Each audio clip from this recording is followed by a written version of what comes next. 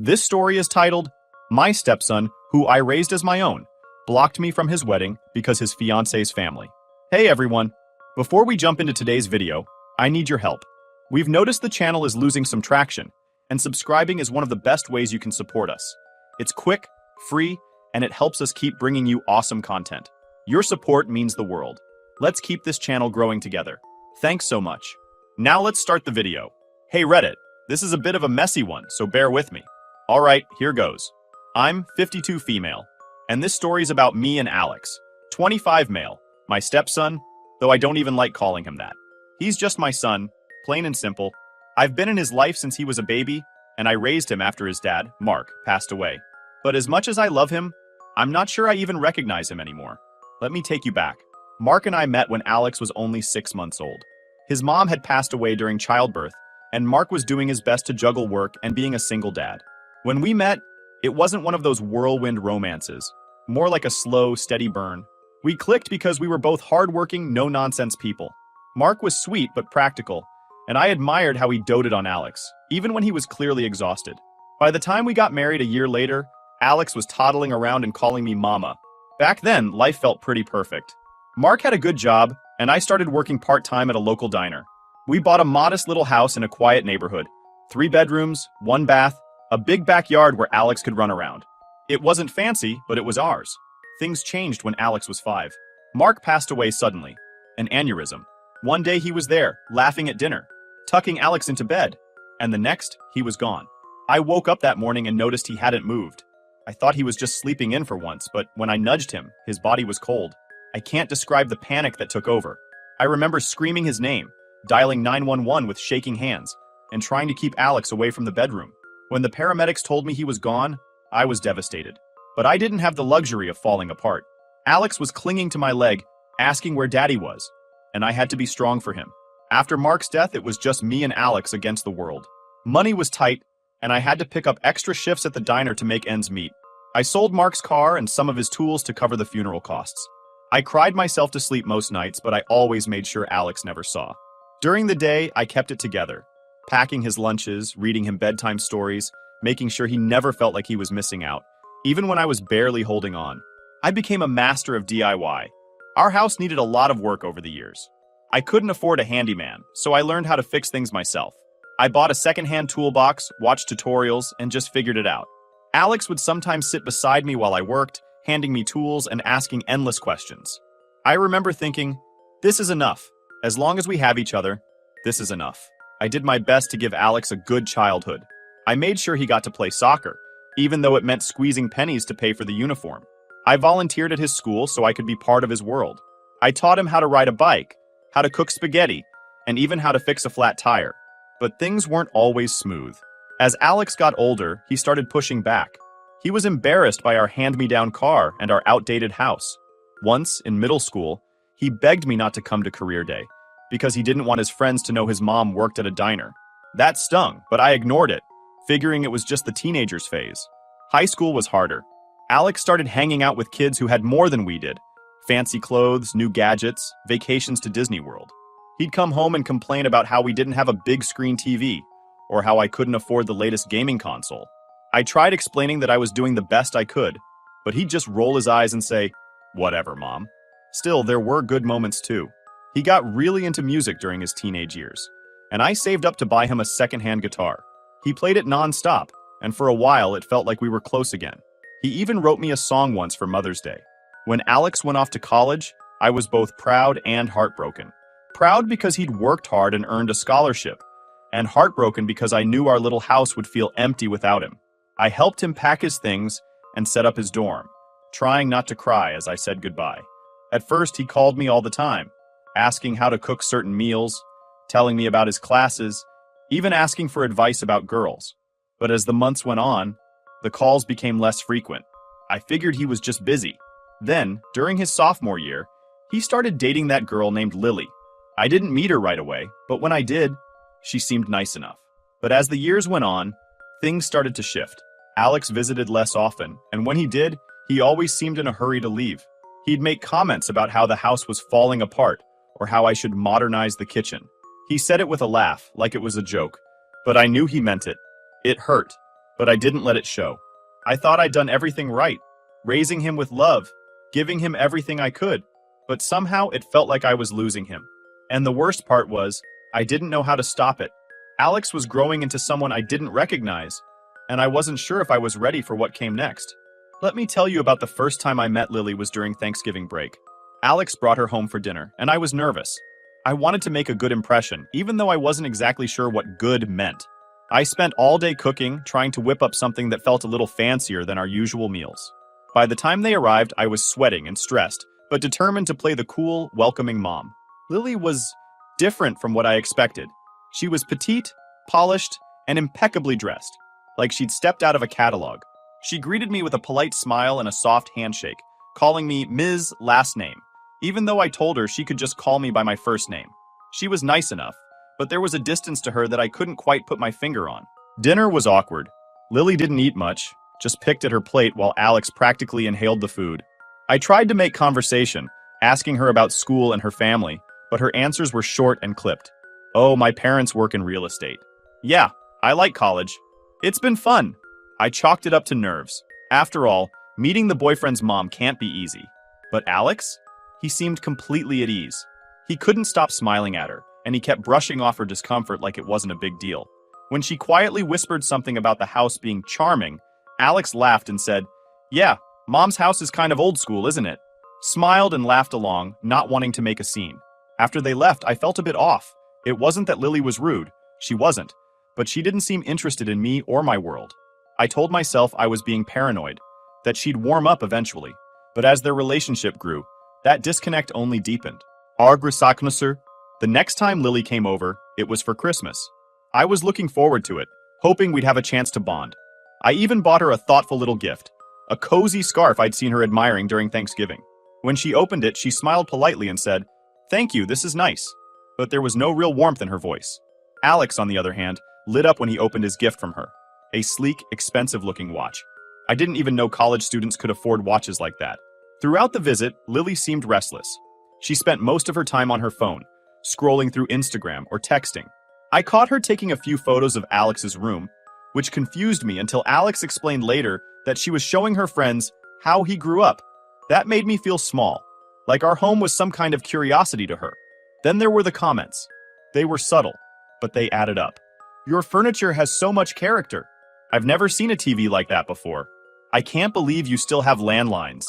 She wasn't saying anything outright mean, but the tone made it clear she found everything here quaint, almost laughable. Alex either didn't notice or didn't care. He'd just laugh along and say, "Yeah, my mom's pretty old school." Over time, Alex started changing too. He began making similar comments about how the house was outdated, how I should think about remodeling, how I could spruce things up a little. It felt like Lily's world was bleeding into his, and I wasn't sure how to handle it. I remember one conversation vividly. Alex called me one night and asked if I'd ever considered upgrading the house. I laughed, thinking he was joking, but he wasn't. "Mom, you could get a loan or something. Lily's parents remodeled their kitchen last year, and it made such a difference. You'd love it." I was stunned. "Alex, do you know how much that would cost? Can't just drop tens of thousands of dollars on renovations." "Well, you could sell the house," he said casually, as if it were the simplest solution in the world. "You'd make a good profit and could move somewhere nicer." I told him firmly that this was my home, the home where I raised him, the home where his father and I built our life together. This house was everything to me. I thought he'd understand, but he just sighed and said, "All right, but don't be surprised if people think it's outdated." The turning point came about a year into their relationship. Alex invited me to dinner at Lily's parents' house. I was thinking maybe this was my chance to finally get to know her better. Their house was massive, the kind you see in magazines. High ceilings, marble floors, a pool in the backyard. I felt like I'd walked into a different world. Dinner was formal, too formal. There were multiple courses, a waiter, yes, a waiter in their house, and wine pairings I couldn't pronounce. Lily's parents were polite but also distant, and I could tell they were sizing me up. At one point, her mom asked me what I did for a living, and when I said I taught at a community college, she nodded and said, "That's nice." The pause said everything. I tried to engage, to find common ground, but it was like talking to statues. They seemed more interested in discussing their latest vacation to Europe or the new investment property they'd bought, Meanwhile, I was just trying not to spill soup on the white tablecloth. Alex, to my surprise, fit right in. He laughed at their jokes, joined in on their conversations about stocks and market trends, although his genuine self wasn't like that, and barely acknowledged me the whole night. I felt invisible, like I was just there to fill a seat.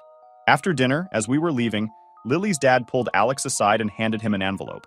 I didn't think much of it until later, when I overheard Alex telling Lily it was a check to help him get on his feet. I couldn't believe it. Here I was, scrimping and saving to help him through college. And these people who didn't even know him, were just handing him money like it was nothing. That night, as I drove home, I couldn't stop replaying the evening in my head. It was clear that Lily came from a completely different world, one I'd never be part of. And Alex? He seemed to be slipping further into that world with every passing day. I felt like I was losing him, like the bond we'd built over the years was unraveling, and I didn't know how to stop it. By the time I got home, I was exhausted, physically, emotionally, everything. I sat in the living room, looking around at the house that I'd worked so hard to keep, and for the first time, it didn't feel like home. It felt like a relic of a life Alex was leaving behind, and I had no idea where that left me. Then, out of nowhere, Alex told me he and Lily were engaged. I wanted to be happy. I really did. He called one evening, his voice bursting with excitement, and said, "Mom, she said yes." I could hear Lily in the background, laughing and talking to someone else. My first reaction was to smile, but then the reality hit me. This was serious. My boy was getting married, officially becoming part of a world that felt more and more distant from mine. I congratulated him, of course. I told him how proud I was, how much I looked forward to being there for him and Lily. He seemed genuinely happy, and for a moment, I let myself believe everything would work out. I'd figure out how to navigate this new dynamic, no matter how out of place I felt. That's what moms do, right? The engagement party was set for a month later. Alex told me it would be just a small gathering at Lily's parents' country club. I didn't even know people still used country clubs. He assured me it was casual, nothing too fancy, but something about his tone made me skeptical. So I spent days stressing over what to wear. I finally settled on a simple dress I'd worn to a few faculty events. When I arrived at the club, I immediately knew I'd made a mistake. Casual? Not even close. The parking lot was filled with luxury cars, and every person walking in looked like they'd stepped off a fashion runway. Inside, the place was stunning. I felt like I'd walked into a movie set. Alex greeted me at the door with a quick hug, but he seemed distracted. He was wearing a tailored suit, something I'd never seen him in before. He looked so polished, so not like the Alex I knew. "Mom, you made it," he said, grinning. "Lily's parents are going to love meeting you." As I stepped further into the room, I realized I was completely out of my depth. Groups of people stood around in clusters, discussing things like stock portfolios, art galleries, and vacation homes. I stood awkwardly by the entrance for what felt like forever, before Alex finally introduced me to Lily's parents. "Mom, this is Mr. and Mrs. Harper," Alex said, gesturing to a tall man in a crisp suit, and a woman wearing a designer dress that probably cost more than my car. Mrs. Harper smiled, but it didn't reach her eyes. "It's so nice to finally meet you." Mr. Harper shook my hand firmly and said, "Alex has told us so much about you." I wondered if any of it was true. I tried to make conversation, but it quickly became clear we had nothing in common. When Mrs. Harper asked if I'd traveled much, I mentioned a road trip Alex and I had taken to the Grand Canyon when he was a kid. She smiled politely and said, "Oh, how quaint." Quaint? I think she could have chosen a better word. I excused myself soon after, retreating to a corner where I could just observe. It didn't take long for the cracks to show. Lily was making her rounds, introducing Alex to her parents' friends like he was a prize trophy. He smiled and nodded, but I could see the tension in his shoulders. At one point, she laughed and said, "Isn't Alex just the perfect fit for our family?" The way she said it made me disgusted, like he was being molded into something he wasn't. Then there were the whispers. I caught snippets of conversations as I moved through the crowd. "Oh, she's his mother?" someone said, their tone dripping with judgment. "I thought she'd be more put together." Another person laughed quietly. I tried to ignore it, but it was impossible not to feel the weight of their words. Meanwhile, Alex and Lily were at the head table, laughing and toasting with her parents. I couldn't help but notice how at home he seemed in their world, while I felt like an outsider looking in. It hurt, more than I wanted to admit. After dinner, Alex pulled me aside. "Mom, are you having fun?" he asked, his eyes darting around the room. I hesitated, then said, "It's different." He laughed nervously and said, "Yeah, I know it's not your usual scene, but it means a lot that you're here." Before I could say anything else, he leaned in and whispered, "Hey, just a heads up. Lily's family is big on appearances. Maybe try to blend in a little more?" I was confused. Blend in? Was he embarrassed by me? He must have noticed my expression because he quickly added, "Not in a bad way. Just, keep it low-key." I left the party early. As I drove home, tears blurred my vision. I kept replaying his words in my head over and over. Maybe try to blend in. I'd raised him, given him everything I had, and now I was supposed to pretend I didn't exist in his world? The engagement party was a wake-up call. Alex was moving further into Lily's world, and I was being left behind. For the first time, I started to wonder if there was even a place for me in his future, or if he'd already decided I didn't fit. Then I had another thing to deal with, the wedding. 2 weeks before the wedding, I was feeling cautiously optimistic. Despite everything, the engagement party, the tension with Lily's family, and Alex's increasingly distant behavior, I'd convinced myself I could still be a part of this day. After all, weddings are about family, right? That's what I kept telling myself, even as little signs started piling up that maybe I wasn't welcome. It started with the wedding details, or more accurately, the lack of them. I didn't know much about the plans because no one had told me anything. When I asked Alex about my role in the ceremony, he'd shrug and say, "Oh, don't worry about it, Mom. Just show up and enjoy." I thought they were just keeping things simple. But as time went on, it became clear I wasn't part of the inner circle. I wasn't asked to help with the planning, wasn't invited to dress fittings, and didn't even know what time I was supposed to arrive at the venue until I finally asked outright. The venue itself was another sore spot. Alex had casually mentioned it in passing. What he didn't know was that I had helped him secure it. A friend of mine from college managed the venue, and when Alex told me they couldn't book it because it was too exclusive, I'd quietly reached out to pull some strings. I thought I was doing something meaningful, something that would make him happy. Turns out, he never even connected the dots. When he talked about the venue, it was as if I had nothing to do with it. The real blow came one evening when Alex showed up at my house unannounced. He looked uncomfortable, shifting from foot to foot as he stood in the doorway. "Can I come in?" he asked. Of course I let him in, but he was acting weird. We sat in the living room, and he launched into what felt like a rehearsed speech. "Mom, I need to talk to you about the wedding," he started. "There's been a situation." "What kind of situation?" I asked. He hesitated, then blurted it out. "Lily's parents think it's best if you don't come to the wedding." At first, I thought I'd misheard him. "What?" I asked, holding myself to be calm. "It's not personal," he said quickly. "They're just worried about the image. You know how they are. They're really particular about appearances, and they think it might be better if you sat this one out." "You're telling me I'm not welcome at my own son's wedding?" I asked. "Mom, it's not like that," he said, avoiding my gaze. "They're just really stressed about everything. It's nothing against you personally." I couldn't believe what I was hearing. After everything I'd done for him, raising him, supporting him, sacrificing so much to make sure he had a good life, he was asking me to step aside for the sake of appearances. "And what about you, Alex?" I asked, tears welling up in my eyes. "Do you agree with them? Do you think I don't belong there?" He finally looked at me, and for a split second I thought I saw guilt in his eyes. But then he said, "Mom, please don't make this harder than it needs to be. It's just one day. We can celebrate together afterward, just the two of us. Just one day." That's what he called it. As if this wasn't one of the most important days of his life. As if I could just brush it off like it didn't matter. After all this, I had a thought crossed my mind. One that stopped me cold. Did Lily even know about this? Or was this all Alex's doing? I decided to find out. The next day, I called Lily. When she picked up, she sounded cheerful, completely unaware of the storm brewing. "Hi, my name. How are you?"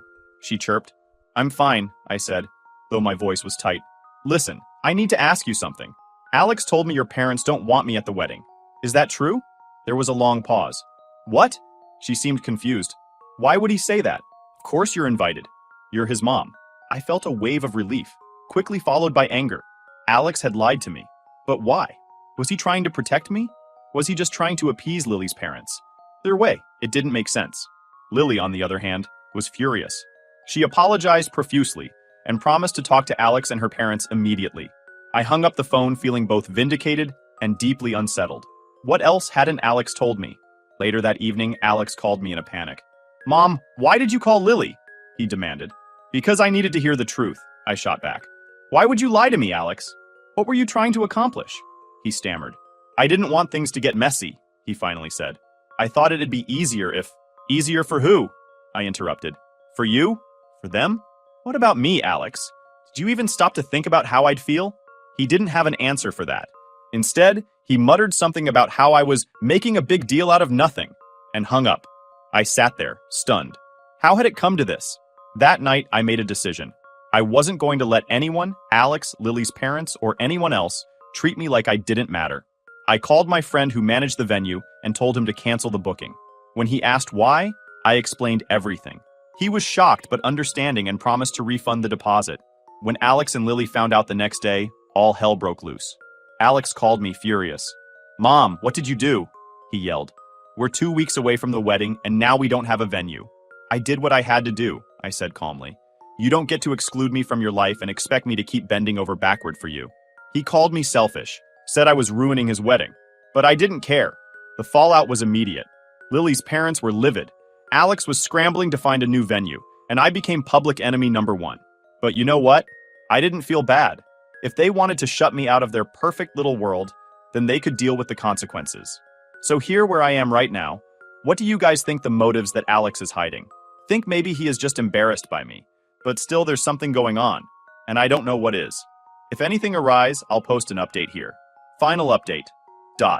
Hey people, I spent the last nights reading your comments. I appreciate you guys for standing up to me. It gave me some relief. Some crazy things happened lately, so I figured I needed to post an update. So, a few days after the venue fiasco, my phone rang. It was Lily. I hesitated for a moment before answering, bracing myself for another round of accusations. Instead, her voice came through soft and hesitant. "Can we talk?" she asked. "In person?" I wasn't sure what to expect, but I agreed. We met at a coffee shop. When she walked in, she looked different. Less polished, more subdued. Her usual air of confidence was replaced by something I couldn't quite put my finger on. Lily started without any small talk. "I spoke to my parents," she said, her eyes fixed on her cup. "They were upset about the venue, obviously, but when I told them why it happened, they admitted they'd suggested to Alex that you take a step back from the wedding." I stayed quiet, letting her continue. "They said they thought it would streamline things, make it easier for everyone, but I swear, I never agreed to that. I told them I wanted you there." I could tell she was being sincere, but it didn't change how much it hurt. "So, what about Alex?" I asked. "Why did he lie to me?" She sighed, stirring her tea. "He said he thought it would avoid drama, that if you weren't there, my parents would be happier, and everything would go smoothly. He was trying to keep everyone happy." "Everyone but me," I said flatly. Lily winced, nodding. "I didn't know he'd told you it was my parents' idea. He lied to me too. He said you didn't want to come because you didn't approve of our relationship." I froze. That was new. "He told you what? That you didn't like me. That you thought I was too... different. Too stuck up." Hearing that broke something in me. I'd always known Alex could be self-centered sometimes, but this was a new low. He'd lied to me, lied to Lily, and manipulated both of us to avoid conflict. In trying to please everyone else, he'd made everything worse. Lily looked up at me. "I called you because I wanted to hear your side. I needed to know if it was true." I shook my head. "Lily, I've never had a problem with you. I've always thought you were a lovely girl. Sure, we're from different worlds, but that doesn't mean I don't want Alex to be happy. I didn't think I'd ever have to fight this hard to stay in his life." She nodded. "I believe you," she said softly. "And I'm sorry. For all of it." We sat there in silence for a while, letting everything sink in. Then, Lily said something I wasn't expecting. "I don't know if I can go through with the wedding." "What do you mean?" I said. She hesitated, searching for the right words. "Alex has been different lately. He's so focused on making my parents happy, on fitting into their world, that sometimes I feel like I don't even know who he is anymore. He's not the guy I fell in love with." It hurt to hear that, but at the same time, I understood. Alex had been changing, slipping further into Lily's world and away from the person he used to be. "Do you still love him?" I asked carefully. "I do," she said quickly. "But love isn't enough if we're not honest with each other. And right now, I feel like we're both pretending to be something we're not." The conversation ended with a promise. Lily would confront Alex and figure out where they stood. I told her I hoped they could work things out, but also that she deserved to be with someone who truly made her happy. She thanked me, gave me a small, hesitant smile, and left. I drove home feeling a strange mix of emotions, and a tiny spark of hope that maybe, just maybe, things could still be set right. The next day, Alex showed up at my door. He looked like he hadn't slept, his hair a mess and dark circles under his eyes. "We need to talk," he said. "Come in," I said, stepping aside. He sat on the couch, his hands fidgeting nervously. "Lily talked to me," he started. "She told me everything." "And?" I prompted, crossing my arms. "And I messed up," he admitted. "I lied to you. I lied to her. I thought I was doing the right thing, but I see now that I wasn't. I just made everything worse." For a moment, I didn't say anything. I wanted to yell, to tell him how much he'd hurt me, but I also saw the regret in his eyes. "Why, Alex?" I finally asked. "Why did you feel like you had to lie?" He looked down at his hands. "Because I was scared. Scared that if I couldn't make everyone happy, I'd lose her. And scared that if I stood up to her parents, she'd see me as a failure. I didn't want to lose either of you." For all his mistakes, Alex was still that little boy I'd raised. Desperate for approval. Terrified of letting people down. But that didn't excuse what he'd done. "I don't know what to say, Alex," I told him honestly. "You hurt me. You lied to me, and you treated me like I didn't matter. I've always tried to be there for you, but right now, I don't know how to move past this." He nodded. "I know, and I'm so sorry. I don't expect you to forgive me right away, but I want to make it right. I just don't know how." We sat in silence for a long time after that. Finally, I said, "The first step is being honest. With me, with Lily, and with yourself. If you want to fix this, you have to stop trying to please everyone and figure out what you really want." Alex left that day with a lot to think about, and so did I. In the weeks that followed, life felt strangely quiet. I hadn't heard from Alex since our conversation. Then, one morning, the phone rang. It was Lily. "Hi, my name," she said hesitantly. "I wanted to let you know." I called off the wedding. The words hung in the air for a moment before I could respond. "Oh, Lily," I said softly. "I'm so sorry." She sighed, and I could hear the weight of her decision in her voice. It wasn't an easy choice, but I couldn't go through with it. Alex and I had a long talk, and I realized we were both trying so hard to fit into roles that didn't feel right. I love him, but I don't think we're ready for marriage. Not like this. I didn't know what to say. Part of me was relieved that she had the courage to recognize the problems before they became permanent, but I also felt sad for both of them. "Are you okay?" I asked. "I think so," she said. "It hurts, but it feels like the right thing to do. I just wanted you to know because, well, I know how much this has all affected you too." After the call, I sat in my kitchen thinking about all the moments that had led to this. The engagement party, the lies, the confrontation. It was like watching a house slowly crumble until there was nothing left to hold it up. I don't think the wedding would ever happen. And honestly, I don't think it was my fault.